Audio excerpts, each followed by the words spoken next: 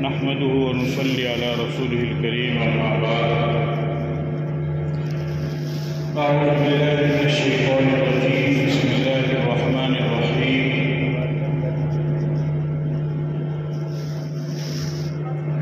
إني وجهت وجهي للذي فطر السماوات والأرض حنيفا وما أنا من المشركين. قال الصحابة ما هذه الأضاحي يا رسول الله؟ قال سنة أبيكم إبراهيم. فما لنا فيها يا رسول الله؟ قال بكل شعرة حسنة أو كما قال عليه الصلاة والسلام. میرے محترم بزرگوں اور دوستو، یہ مہینہ ذوالحج کا مہینہ چل رہا ہے، اسلامی سال کا 12واں اور آخری مہینہ ہے۔ اس مہینے میں 2 خاص عمل انجام دیے جاتے ہیں، جن میں سے ایک حج ہے اور دوسرا قربانی ہے۔ اس ماہ ذی الحج کی 1 تاریخ سے لے کر 10 تاریخ تک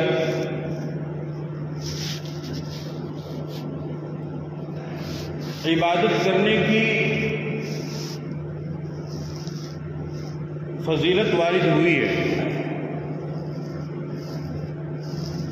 ان 10 دنوں میں، جن کو عشرۂ ذی الحجہ کہا جاتا ہے، عبادت کرنے والوں کو اللہ تعالی خصوصی فضیلت اور شرف عطا فرماتے ہیں، اور ان میں سے ایک خاص عمل جو 9 ذی الحج سے شروع ہوتا ہے اور 13 ذی الحج پہ ختم ہوتا ہے، وہ ہے تکبیر تشریق۔ تکبیر تشریق 9 ذی الحج کی فجر سے لے کر 13ویں ذی الحج کی عصر کی نماز تک، یعنی 5 دن فرض نماز سے فارغ ہونے کے بعد مردوں پر بلند آواز سے اور عورتوں پر آہستہ آواز سے 1 مرتبہ پڑھنا واجب ہے۔ کتنے دن ہیں؟ 5 دن، یعنی قربانی 10 کو ہوگی تو 10، 11 اور 12 3 دن تو قربانی کے ہیں، تو قربانی سے 1 دن پہلے فجر میں شروع کرنا ہے اور قربانی ختم ہونے کے 1 دن کے بعد عصر پہ اس کو پورا کرنا ہے۔ ان 5 دنوں میں ہر فرض نماز کے بعد، چاہے آپ جماعت سے نماز پڑھیں یا پھر آپ تنہا نماز پڑھیں، فرض نماز کے بعد بلند آواز سے 1 مرتبہ پڑھنا واجب ہے۔ وہ تکبیر تشریق کیا ہے؟ وہ تکبیر تشریق یہ ہے: اللہ اکبر اللہ اکبر، لا الہ الا اللہ واللہ اکبر، اللہ اکبر وللہ الحمد۔ یہ تکبیر تشریق ہے جن کو 5 دنوں میں پڑھنا ضروری ہے۔ اور اسی طریقے سے اس ماہ میں جو ایک خاص عمل ہے وہ قربانی والا عمل ہے۔ قربانی والے عمل کو اللہ تعالیٰ نے صاحب نصاب کے اوپر واجب قرار دیا ہے، یعنی جو صاحب نصاب ہے اس کو اپنی طرف سے قربانی کرنا واجب ہے۔ قرآن کریم میں اللہ تعالیٰ ارشاد فرماتے ہیں فَصَلِّ لِرَبِّكَ وَانْحَرْ، کہ آپ اپنے رب کے نام سے نماز پڑھیے اور قربانی کیجیے۔ اس آیت سے معلوم ہوتا ہے کہ قربانی کرنا واجب بھی ہے اور عبادت بھی ہے۔ جس طریقے سے نماز پڑھنے کا اللہ نے حکم دیا، اسی طریقے سے قربانی کرنے کا بھی اللہ نے حکم دیا۔ چنانچہ حدیث کے اندر آتا ہے، نبی پاک صلی اللہ علیہ وسلم نے ارشاد فرمایا من وجد سعة لأن يضحي فلم يضحي فلا يقربن مصلانا۔ آپ علیہ السلام نے فرمایا کہ جو شخص قربانی کرنے کی طاقت رکھتا ہو اس کے باوجود بھی قربانی نہ کرے تو وہ ہماری عیدگاہ کے قریب بھی نہ آئے۔ یعنی آپ نے استطاعت اور حیثیت ہونے کے باوجود قربانی نہ کرنے والے پر سخت ناراضگی کا اظہار فرمایا اور یہاں تک فرمایا کہ ایسا شخص ہماری عیدگاہ کے قریب بھی نہ آئے۔ تو اس سے معلوم ہوا کہ قربانی کرنا یہ واجب ہے۔ اسی طریقے سے حدیث کے اندر آتا ہے، نبی کریم صلی اللہ علیہ وسلم نے ارشاد فرمایا، من اراد ان یضحی فلا یاخذ من شعره ولا من اظفاره، کہ جو شخص قربانی کرنا چاہے تو اس کو چاہیے کہ ذی الحجہ کا چاند نظر آ جانے کے بعد، یعنی یہ مہینہ شروع ہو جانے کے بعد اسے چاہیے کہ وہ اپنے سر کے بال اور ناخن نہ کٹائے۔ اس حدیث کو اچھی طرح سمجھنا چاہیے۔ اس حدیث کے اندر آپ علیہ الصلوۃ والسلام نے ارشاد فرمایا کہ جو شخص قربانی کر رہا ہے اس کو چاہیے کہ جب تک قربانی نہ ہو جائے تو اس مہینے کا چاند دکھنے کے بعد سے لے کر کے اس وقت تک وہ اپنے سر کے بال اور ناخن نہ کٹائے۔ اولاً تو اس میں چند باتیں سمجھنے کی ہیں۔ پہلی بات یہ ہے کہ یہ حکم پورے گھر والوں کے لیے نہیں ہے، بلکہ گھر والوں میں سے جس کی طرف سے قربانی کی جا رہی ہے صرف اسی کے لیے یہ حکم ہے، پہلی بات۔ دوسری بات کہ یہ حکم بھی کوئی واجب یا ضروری نہیں ہے بلکہ مستحب عمل ہے، مستحب حکم ہے۔ یعنی مستحب کا مطلب ہوتا ہے کہ اگر کوئی شخص اس عمل کو کرے تو ثواب ملے گا اور اگر نہ کرے تو کوئی گناہ اسے نہیں ہوگا۔ مستحب عمل ہے، یعنی اگر کوئی ایسا کرتا ہے کہ وہ اپنے سر کے بال نہ کٹائے، اپنے ناخن نہ کٹائے تو اسے ثواب ملے گا، لیکن اگر کوئی کٹا لے تو وہ گنہگار بھی نہیں ہوگا۔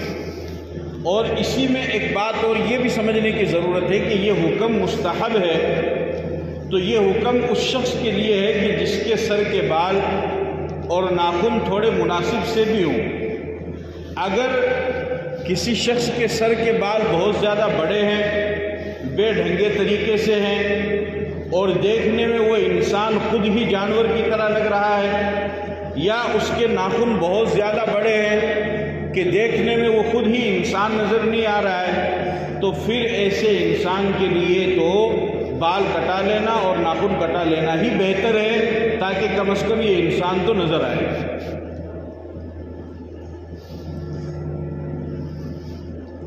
اور یہ حکم کیوں دیا شریعت نے؟ یعنی جس کی طرف سے قربانی ہے وہ سر کے بال اور ناخن نہ کٹائے، یہ حکم شریعت نے کیوں دیا؟ یہ حکم شریعت نے اس وجہ سے دیا کہ دیکھو قربانی ایک اللہ کا حکم ہے اور اللہ کا حکم ہونے کی وجہ سے یہ عبادت ہے۔ تو جب کوئی انسان قربانی کرے گا تو گویا کہ اس نے اللہ کے حکم کو پورا کیا، یعنی اس نے عبادت انجام دی۔ اور جب کوئی مسلمان عبادت کو انجام دیتا ہے تو اس عبادت کو انجام دینے کے نتیجے میں اللہ تعالیٰ کی رحمت اس کے اوپر آتی ہے۔ جیسے ابھی آپ نماز پڑھیں گے تو نماز کے بعد اللہ کی رحمت آپ کے اوپر آئے گی، آپ کی طرف متوجہ ہوگی۔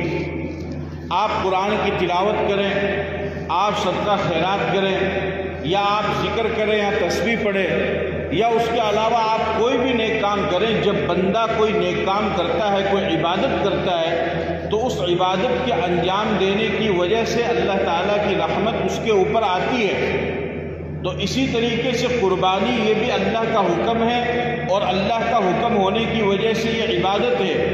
لہذا جب کوئی مسلمان اس قربانی والی عبادت کو ادا کرے گا، اس قربانی والے عمل کو ادا کرے گا، تو اس عبادت کو ادا کرنے کی وجہ سے اللہ کی رحمت اس مسلمان کے اوپر آئے گی۔ تو شریعت یہ چاہتی ہے، اسلام یہ چاہتا ہے کہ قربانی والی عبادت ادا کرنے کے نتیجے میں اس مسلمان کے اوپر جب اللہ کی رحمت آئے تو اس کے پورے جسم کے اوپر آئے، اس کے سر پر بھی آئے، اس کے چہرے پر بھی آئے، اس کے بدن پر بھی آئے، اور اس کے جسم کے ایک ایک حصے کے اوپر آئے، یہاں تک کہ اس کے سر کے بالوں کے اوپر بھی آئے، اور اس کے ہاتھ پاؤں کے ناخنوں کے اوپر بھی آئے، کہ جب اللہ کی رحمت اس کے اوپر آئے تو اس کے پورے جسم کو اللہ کی رحمت ڈھانپ لے۔ اس وجہ سے شریعت نے فرمایا کہ قربانی کرنے والے کو چاہیے کہ وہ ان دنوں میں جب تک کہ وہ قربانی نہ کر لے اپنے سر کے بال کو اور ناخن کو نہ کٹے، تاکہ اللہ کی رحمت جب اس کے اوپر آئے تو اس کے پورے جسم کے اوپر آئے، یہاں تک کہ سر کے بال اور ناخن کے اوپر بھی اس پر اللہ کی رحمت آئے۔ لیکن یاد رکھنا کہ یہ حکم صرف اور صرف مستحب ہے، کوئی ضروری نہیں ہے۔ اگر کسی انسان کے بال بہت زیادہ بڑے ہوئے ہیں یا اس کے ناخن بہت زیادہ بڑے ہوئے ہیں تو پھر تو اس کو کٹا لینا ہی بہتر ہے، لیکن اگر اس کے بال بھی مناسب ہیں، اس کے ناخن بھی مناسب ہے، نہ بال زیادہ بڑے ہوئے ہیں نہ ناخن زیادہ بڑے ہوئے ہیں، تو پھر اس انسان کو چاہیے کہ وہ قربانی ہونے تک تھوڑا سا انتظار کرے، اور قربانی ہو جانے کے بعد پھر اپنے سر کے بالوں کو اور اپنے ناخنوں کو کٹا لے۔ اس وجہ سے اللہ کے نبی صلی اللہ علیہ وسلم نے ارشاد فرمایا کہ جو شخص قربانی کا ارادہ کرنا چاہے تو اسے چاہیے کہ وہ اپنے سر کے بال اور ناخن کو نہ کٹائے۔ ایک تو قربانی واجب ہے جو آپ اپنی طرف سے ادا کریں گے، اس کے علاوہ جو قربانی ہوتی ہے وہ نفل قربانی ہوتی ہے۔ نفل قربانی یعنی آپ اپنے علاوہ کسی اور کی طرف سے بھی قربانی کریں، جیسے ہمارے سب سے بڑے محسن تاجدار مدینہ آقا نامدار جناب محمد الرسول اللہ صلی اللہ علیہ وسلم جو ہمارے نبی ہیں، پیغمبر ہیں، ان کی طرف سے آپ قربانی کریں تو پھر آپ کو قربانی کرنے کا ثواب ملے گا۔ اسی طریقے سے صحابہ کرام ہیں، آپ ان کی طرف سے قربانی کریں۔ اسی طریقے سے اولیاء کرام ہیں، جیسے خواجہ نظام الدین اولیاء رحمۃ اللہ علیہ، خواجہ معین الدین چشتی اجمیری رحمۃ اللہ علیہ، خواجہ صابر کلیری رحمۃ اللہ علیہ، خواجہ عبد القادر جیلانی رحمۃ اللہ علیہ، ان کے علاوہ نہ جانے ہزاروں لاکھوں کی تعداد میں اولیاء اللہ کے ولی جو دنیا سے گزرے ہیں، ان کی طرف سے آپ قربانی کریں۔ اسی طریقے سے اپنے مرحوم ماں باپ کی طرف سے آپ قربانی کریں، اپنے مرحوم دادا دادی کی طرف سے آپ قربانی کریں، یا اسی طریقے سے اپنے کسی بھائی بہن کی طرف سے آپ قربانی کریں، تو جس کی طرف سے بھی آپ قربانی کریں گے، قربانی کرنے کا ثواب آپ کو مل جائے گا۔